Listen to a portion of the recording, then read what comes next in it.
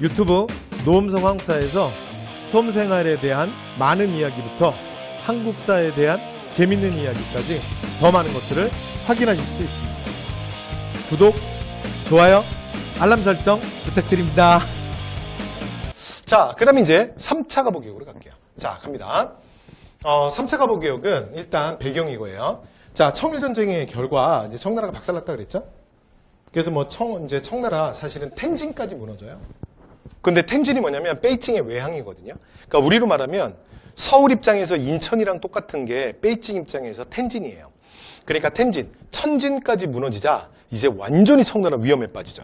이렇게 되자 그러니까 너무 원사이드하게 진행되고 막 너무 일본이 세게 갖다 때리고 그러니까 여기에 주요 열강들이 개입을 해요. 야, 그만해. 왜 죽겠어? 이러면서 주요 열강들이 말려서 일본이 전쟁을 멈추게 됩니다. 됐죠? 그러니까 일본 입장에서는 진짜 끝장을 보고 싶었겠죠. 자, 그러면서 일본과 그 전쟁이 청일전쟁의 결과로 맺게 되는 조약이 시모노세키 조약이에요. 여러분 그 근대적 조약들은 요게 지명인 경우가 많다 그랬잖아요. 시모노세키니까 뭐 어딘지 모르시더라도 대충 어느 동네일 것 같아요. 그쵸? 뭐 일본이겠죠. 일본의 뭐 어떤 지역 이름이겠죠. 그쵸? 네, 그래서 이름도 미친놈, 시모노세키가 뭐 이놈 새끼도 아니고. 자, 어쨌든 간에. 자, 근데 요 조약을 맺게 되는데, 근데 문제는 뭐냐면 요 내용이 너무 극동화해서 일본의 세력이 커지는 거예요. 그러니까 전쟁 배상금을 5억냥 지불하는데 뭐 이거야. 뭐 오늘날 하여튼 뭐 많은 돈이겠죠. 뭐 이게 뭐 오늘날 뭐 우리가 환산도 잘 안 되니까 어쨌든 간에. 근데 배상금 지불하는 거랑 그 다음이 뭐가 있냐면 요동과 타이완을 그러니까 청나라한테 넘기는 거예요. 됐죠? 그래서 요동 그리고 타이완. 오늘날의 대만이죠. 그래서 이제 요거를 할양을 하는 거야. 할양은 한 나라가 자기 땅덩어리를 띄어서 다른 나라 주는 거야. 지난번에 저희가 그 청나라가 베이징 텐진 조약으로 그 연해주를 띄어서 러시아한테 주는 거. 그거 한번 얘기했었죠. 이렇게 뺏기게 돼. 이러니까 무슨 일이 벌어지냐면 극동아시아에서 일본의 영향이 너무 커지는 거야. 너무 커져. 됐죠? 왜냐면 지금 한반도에서 일본이 우위권을 확보했잖아요. 그렇죠? 그러니까 일본이 지금 여기 이제 밑에 일본이 있잖아. 일본이. 근데 일본이 이제 이렇게 있는데 근데 한반도에서 완전히 우위권을 확보했잖아요. 근데 한반도에서 우위권을 확보하는 것 정도로 사실 이제 끝나는 게 아니잖아. 끝나는 게 아니라 지금 어디도 얻었다고요? 특히 이게 요동이 중요하거든. 왜냐하면 이 요동반도라는 게 옛날 우리 고구려가 있었던데 기억나세요? 그러니까 이렇게 지금 압록강이 흐르는데 압록강의 요 위쪽 요동. 그래서 이 요하라는 강의 동쪽이다. 그래서 요동이라고 부르죠. 튀어나왔으니까 바다 쪽으로 요동반도. 그럼 여러분 지금 상황이 이렇게 되는 거야. 보세요. 여기 일본이 있잖아요. 그런데 한반도에서 이제 청일전에서 이겼으니까 한반도에서 우위권을 가졌죠. 근데 여기서 끝나는 게 아니라 요동을 차지하면 여기도 일본이죠. 그러면 요동에서 이게 끊어지면 무슨 일이 벌어지냐면 이게 자칫하면 만주가 거의 일본한테 다 넘어가는 상황이야. 됐죠? 그 다음에 밑에 떠 있는 타이완까지. 그렇죠? 그럼 여러분 일본의 세력권 한번 이렇게 제가 둘러볼까요? 두르면 일본이 세력권이 지금 이런 식으로 형성되는 거야. 그러면 이걸 바라보면서 여러분 지금 가장 가슴이 답답한 게 누구겠어? 지금 남쪽으로 내려와야 되는 북극권 러시아겠죠. 그러니까 러시아가 이제 이걸 바라보니까 가슴이 답답한 거예요. 아니 청일전쟁에 청나라가 이기든 일본이 이기든 상관없어. 그런데 문제는 이게 일본의 세력이 너무 커지잖아. 청나라가 너무 깨지다 보니까. 이해됐죠? 그래서 러시아가 이 문제에 전격 개입하게 됩니다. 여러분 앞에서 이런 얘기 기억나시죠? 항상 러시아의 남할 위해서 일본을 지원했던 게 누구다? 영국. 그리고 또 항상 일본에게 우호적인 게 누구다? 미국. 기억나세요? 그래서 일본 뒤에 누가 있어? 영미! 미국, 이제 일본 뒤에 누가 있다? 영국과 미국이 있죠. 그쵸? 그래서 러시아가 어떻게 하냐면 영국이 당시에 제국주의 일본 국가라면 항상 영국의 라이벌이 누구냐면 프랑스야. 프랑스. 됐죠? 그래서 프랑스를 끌어들이는 거야. 되죠? 그 다음에 두 번째. 자, 미국이 세계에서 굉장히 뜨고 있는, 굉장히 강력한 새로운 제국주의 국가로 막 뜨고 있었다면 유럽의 또 하나의 다크호스는 독일이에요. 그래서 왜냐하면 독일은 통일이 가장 늦어지면서 가장 그러니까 이제 자본주의 발달, 통일 뭐 이런 게 가장 늦었던 나라가 독일이거든. 그래서 독일을 또 끌어들여요. 그래서 어떻게 하냐면 러시아가 이렇게 셋이서 독일과 프랑스를 설득해서 자 이렇게 사실은 일본이 극동아시아에서 세력이 너무 비대해지는 건 동양 평화의 위해가 된다. 이러면서 이 세 나라가 이 문제에 적극 개입합니다. 여기까지 됐죠? 그러면서 결국 무력화시켜요. 자, 이걸 뭐라 그런다? 와볼게요. 상호간섭이라고 하는 거야. 여기까지 됐죠? 그래서 이거 세 나라 누구라고요? 러시아, 독일, 프랑스. 뭐 꼭 외울 필요는 없는데, 뭐예요? 루돌프예요. 루돌프. 됐죠? 그래서 뭐라고요? 러시아, 그 다음에 독일, 프랑스. 이게 상호간섭입니다. 상호간섭, 루돌프. 됐죠? 네. 그래서 지금 그냥 외우시면 되고요. 책도 보면서 까먹어도 돼요. 그래서 선지 나오면 뭐 대충 고를 수만 있으면 되잖아요. 대충 무슨 시기에 무슨 얘기 하는지만 알면 되잖아요. 됐죠? 나중에 또 뭐 루 이렇게 어설프게 써놓고 나중에 뭐 루마니아 뭐 이러면 망하는 거야. 자, 어쨌건. 자, 이렇게 상호간섭을 해요. 그랬더니 이제 일본이 어떡하냐면 바로 깨갱이야. 그러니까 지금 청일전쟁을 치른 다음에 이 세월강이 야, 니들은 또 뭐야? 다 덤벼. 막 이렇게 또 일본을 하지 못하는 거야. 그래서 결국은 일본이 굴복해요. 됐죠? 자, 그러면서 이제 일본 입장에서는 너무나 굴욕적이지. 그런데 조선 입장에서는 어떻게 됐냐면 지금 민씨 정권은 원래 친청이었잖아. 근데 청나라랑 일본이 갈등이 커졌지.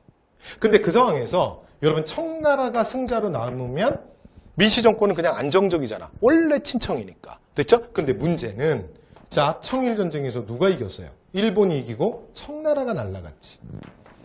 그러면 지금 민씨 정권은 일본과 얼마나 불편해. 그런데 거기에 더 무서운 누가 등장한 거야? 북극곰 러시아가 등장했잖아. 그래서 이제 콜라 먹다가 콜라 내려놓고 와서는 친구 데리고 와서 뭐라는 거야? 야, 돌려줘. 그랬더니 이제 일본이 뭐라 그래요? 그냥 네 이러고 돌려주잖아.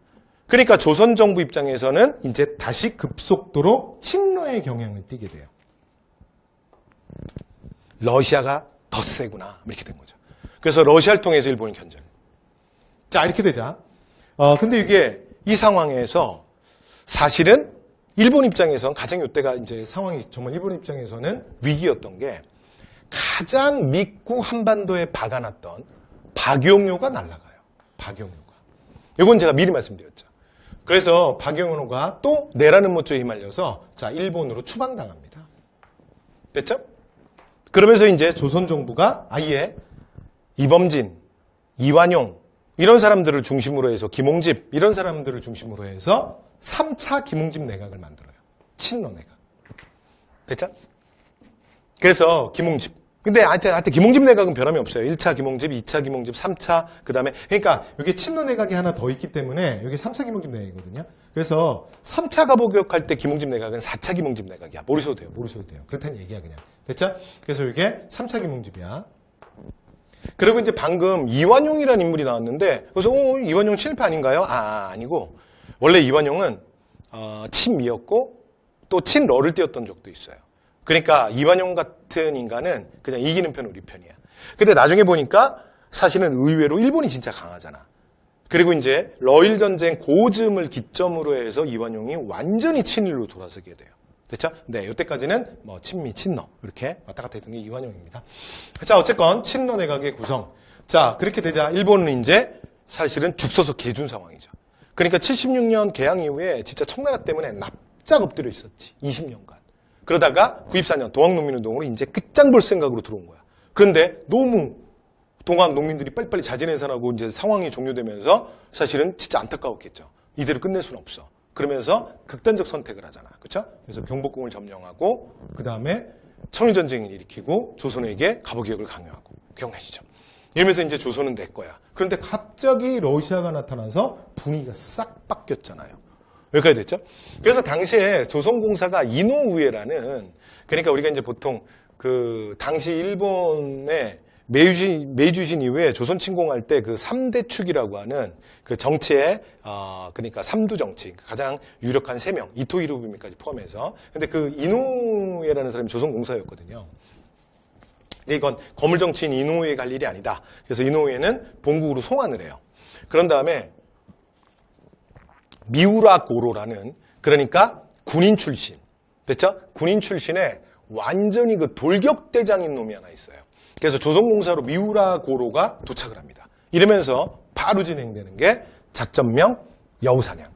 그래서 자 이들이 조선의 왕후를 그것도 조선의 궁에서 그래서 처참하게 살해하는 그리고 증거인멸하겠다고 시신까지 소각하는 이 초유의 사태가 터져요. 자 이게 바로 뭐다? 을민사변 명성황후 시해 사건입니다. 됐죠? 자 그래서 경복궁 건천궁에서 그러니까 명성황후를 시해를 하죠. 그죠? 그러니까 조선의 국모를 진짜 궁에서 그것도. 되죠? 네. 이런 초유의 사태가 터져요. 자, 이러고 나니까 얼마나 썰렁하겠어. 그리고 나면 이제 일본이 뭐라는 거야? 야, 러시아랑 친한 애들 또 한 번 손 한 번 들어봐라. 그러면 그 다음에 어떻게 하겠어요? 여러분, 반일의 상징이었던 민씨정권이, 그것도 조선의 왕후가 궁중에서 낭인무사. 그러니까 여러분, 낭인이라는 게 뭐냐면, 여러분, 원래 진짜 일본의 무사는 사무라이예요, 사무라이. 그러니까 사무라이가 아니라 낭인은 그러니까 버려진 무사야, 주군에게. 그러니까 얘네들이 이제 할 줄 아는 게 칼질밖에 없으니까 하여튼 돈 되는 일은 다 합니다. 됐죠? 그래서 남한테 가서 뭐 예를 들어 협박을 하건 아니면 뭐 돈을 받아오건 또 누구를 뭐 어떻게 다치게 하건 죽이건 뭐 하여튼 이게 돈 주면 다 하는 애들이야. 그러니까 오늘날로 말하면 야쿠자죠, 야쿠자. 그러니까 야쿠자와 일본 군인이 조선의 경복궁으로 침공해서 조선의 국무를 죽인 사건이야. 그죠? 자, 이러면서 이제 다시 한번 개혁을 진행하겠다. 왜냐면 삼국 간섭 이후에 친러 내각이 구성되면서 2차 가부 개혁이 흐지부지 되거든요. 왜냐면 이게 일본이 원래 주도했던 거잖아. 2차 가부 개혁말로. 그리고 그 핵심 인물인 박용유도 날아가고. 그죠? 자, 그래서 이번에 다시 김웅집 중심의 친일 내각을 만들어요. 요게 4차 김웅집 내각이에요. 왜 가부 개혁보다 하나가 더 많냐면 중간에 아까 친러 김웅집 내각 3차가 하나 들어온다 그랬잖아요. 모르셔도 돼요. 자, 그다음 근데 3차 을미 개혁은요. 여러분 내용은 크게 여러분 보실 거 없어요. 그래서 딱 몇 개만 보면 되는데 첫 번째 여기는 특징이 뭐냐면 굉장히 급진적이야. 됐죠? 그러니까 을미사변 일으킨 다음에 일본이 진짜 약간 진짜 이제는 막 가기 시작하는 거예요. 이제 막 가는 거예요. 됐죠? 자, 그래서 가장 대표적인 거 일단 세 가지는 꼭 기억해야 되는데 1번이 뭐냐면 무조건 단발령입니다. 됐죠? 단발령. 머리를 짧게 깎아라. 됐죠? 근데 이게 조선인들의 반발이 많았거든? 그럼에도 불구하고 막 밀어붙여요. 자, 그다음이 뭐냐면 연호 건양이에요. 여러분 이게 건양이라는 게 뭐냐면요. 진짜 아무 뜻도 없습니다. 얘가 뜻이 뭐냐면 을미개혁이라는 게 이때부터 이제 우리가 이제 보통 이때까지 여러분 음력 달력 여러분 지금도 음력이라는 거 아시죠? 그래서 우리가 주요한 명절은 뭐 예를 들어 설날 또는 추석 이런 건 다 음력으로 하잖아요. 그죠? 그러니까 이제 음력 그러니까 달 기준으로 해서 하는 거 말고 태양력 그래서 양력 달력이 이때 채택이 돼요.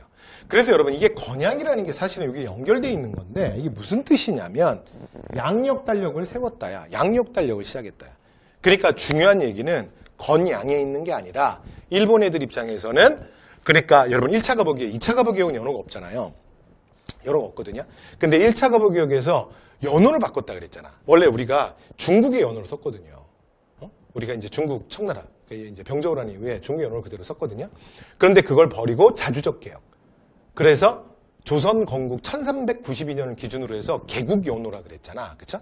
그러니까 사실 생각해보면 이 나라가 정말 유구한 역사잖아요. 그래서 이제 95년이 되면서 개국 503년 1월 1일 이렇게 되는 거야. 그러면 503년 1월 1일이 뭐야? 개국 503년. 그러니까 이 나라가 500년이 넘은 나라잖아요. 그러니까 예를 들어 이런 것들을 쓰는 건 조선인들의 자긍심을 높여주는 거잖아. 그러니까 일본이 부담스러운 거야. 그걸 못 쓰게 하는 게 핵심이에요.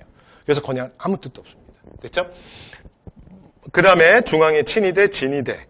그 다음에 종두법. 그 다음에 소학교. 요 나머지는 가볍게 보시면 됩니다. 됐죠? 근데 단발령은 여러분 요거는 기억하셔야 돼요. 그러니까 이후에 이 을미개혁은 어떻게 이루어지냐면 이제 을미사변과 그 을미개혁의 단발령이 이제 결국은 뭐로 이어진다? 구한말 최초의 의병. 그래서 을미의병으로 이어져요. 여기 조선인들의 반발이 가장 컸던 거예요. 그리고 을미사변 여러분 말 안 해도 될 것 같고요. 단발령만 하나 잠깐만 설명을 하면 여러분 이건 이제 대신에 오해하시면 안 되는 게 단발령을 그냥 머리를 짧게 깎아라.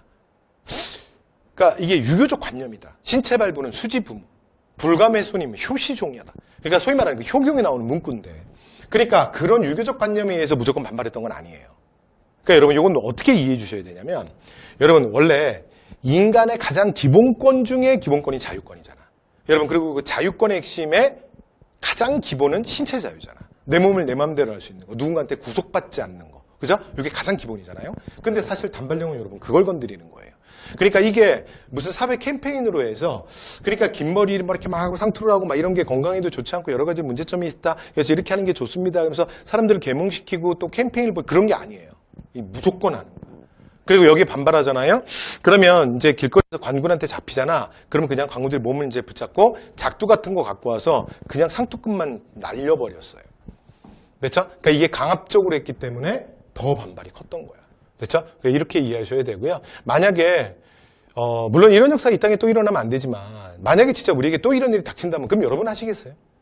만약에 한국인들은 머리를 3등분으로 나눠라. 세 조각으로 나눠라. 3분의 1.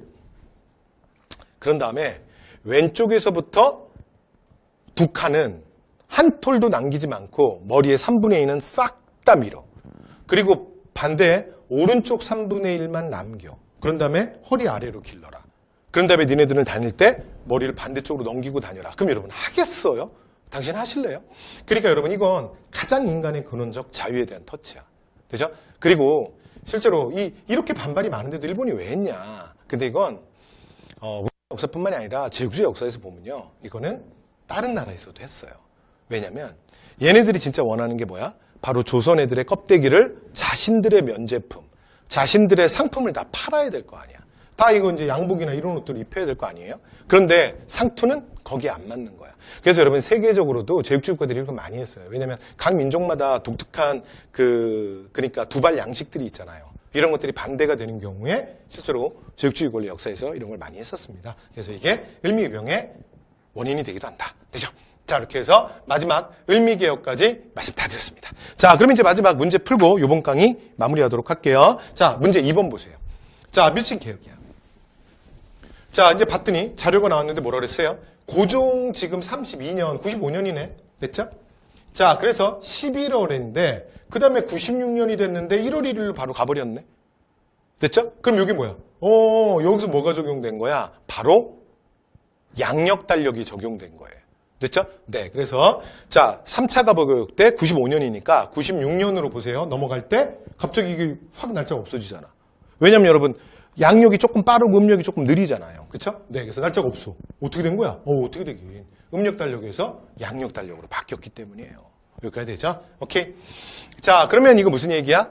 을미개혁의 내용이네요. 자, 갑니다. 직위하문. 여러분이 아직 안 배웠는데 대한국제랑 직위하문은 전부 대한제국 광무개혁대예요. 대한제국 광무개혁. 그 다음에 건양이라는 연호. 그래서 여러분 건양이라는 연호가 뭐예요? 양력달력을 세웠다. 좀 전에 얘기했는데 정답이잖아요. 그렇죠? 그 다음에 교정청. 여러분 교정청은 이거 동학농민군 운동 있을 때 일본이 막 개혁 강요하고 그러니까 나가라. 우리가 알아서 하겠다. 그리고 동학교들의 약속도 있잖아. 그래서 6월 11일 날 서울에다 만든 게 교정청이라고 그랬죠.